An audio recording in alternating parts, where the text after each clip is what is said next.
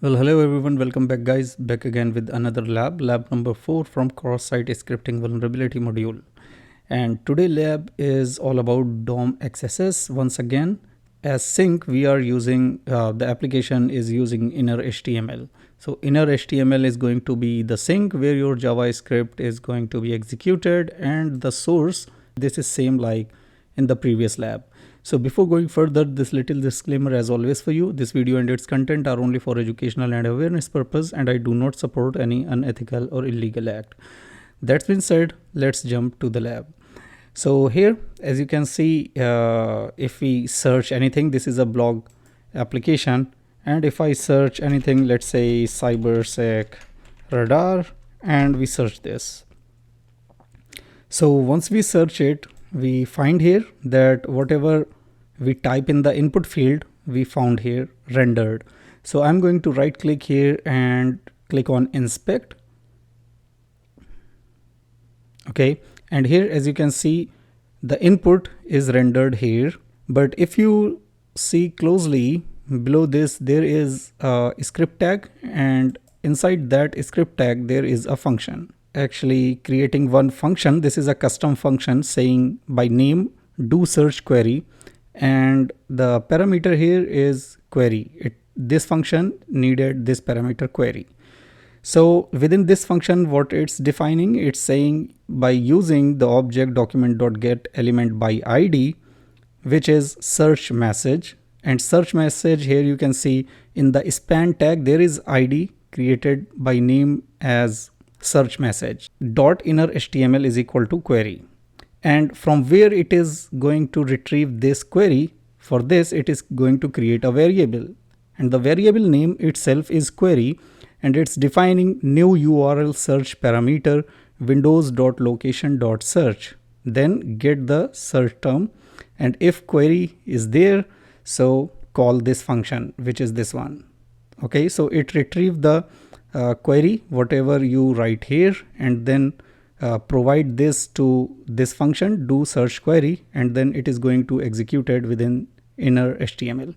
So one thing to be noted here, that it's using URL search param. URL search param means you can see here in the URL there is a parameter, okay, after this question mark, search parameter. And after this search parameter, whatever value you type here, you will see that. So within this complete URL, there is a parameter, okay, and it is taking the value from this parameter. This is the parameter value, right? So that's it. It means this is very similar to the previous one, but here there is one thing which is very important to notice, and very important for me to describe you, that with the innerHTML, you cannot insert a script tag. So if I write here script, okay, and let's say alert or anything 1111 and close the tag, okay, and let's just search it. So if I click this and just click here, so if I click on this span id search message, you can see script tag, whatever we input, it's showing here, but the script is not executed. So this is because of the nature of inner.html. Within inner.html, you cannot insert the script tag.